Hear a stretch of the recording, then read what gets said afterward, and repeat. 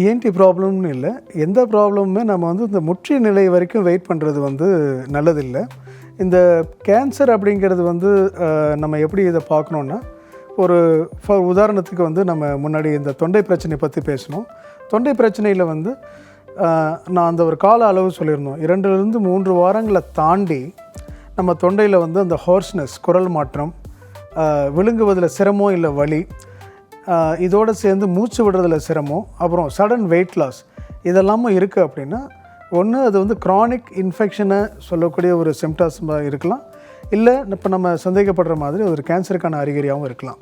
இப்போ காதை பொறுத்த வரைக்கும் வந்து ஒரு விவரிக்கப்பட முடியாத காது வலி, சரியான காரணங்கள் கண்டறியப்படாத காது வலி, காதிலிருந்து ஒரு மெல்லிய ரத்தம் கசிவது, இது மாதிரியான விஷயங்கள் இருக்கும்போது நம்ம ஒன்று அஃப்கோர்ஸ் முதல்ல நம்ம க்ரானிக் இன்ஃபெக்ஷன் தான் சஸ்பெக்ட் பண்ணுவோம். கூடவே இதுக்கான ஒரு கவனத்தையும் செலுத்தி அது கேன்சராக இல்லையாங்கிறத நம்ம ரூல் அவுட் பண்ணலாம்.